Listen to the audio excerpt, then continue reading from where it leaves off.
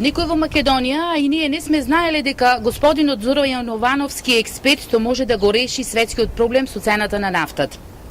Веројатно да се знаеше дека има експерт на овие простори кој што може да го реши светскиот проблем со цената на нафтата, досега Зоран Јовановски ќе беше ангажиран и од Америка, и од Велика Британија, и од Франција, и од Германија, и од Индија, и од Кина и Австралија, за да го реши и кај нив овој проблем.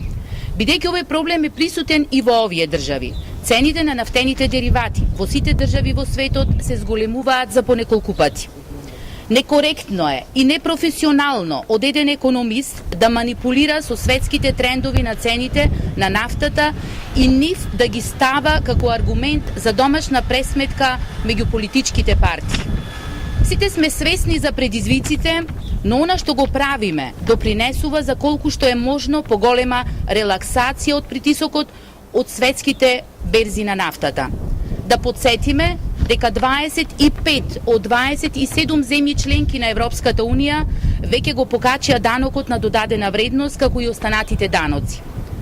Од овие држави, скоро и да нема земја која што има толку ниска стапка на данок на додадена вредност, а тој данок директно влијае на цената на нафтените деривати.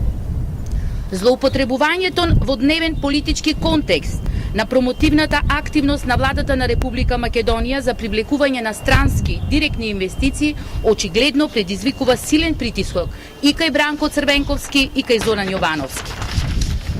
Почитувани најавите и почетокот на реалното стварување на поголем број странски директни инвестиции во смисла на отварање на нови фабрики низ Македонија, како на пример Дексмајер во Кавадарци, двете фабрики на Джонсон Контрол, Кемет Електроникс, Прортек Груп, Мадерсон Груп, Технохозе, Кромберг и Шуберг и многу други е бран кој што навестува голем број на нови работни мести во Македонија и голем број на задоволни и среќни граѓани. Сите најави за отварање на нови работни места и во период на криза е тоа што го нервира Бранко Црвенковски и СДСМ. Тоа им создава недоверба, им создава несигурност врз својата политичка кариера.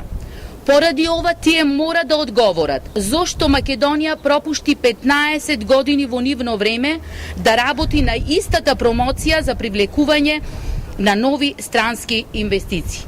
Желбата на Бранко Црвенковски беше Македонија да си ја чува како свој личен пашалок во кој тој ќе може да управува со све. Владата, предводена од ВМРО-ДПМН, ќе продолжи да се грижи за граѓаните, ќе продолжи да ја спроведува политиката на ниски даноци и ќе продолжи да работи за привлекување на нови странски инвестиции. Благодарам.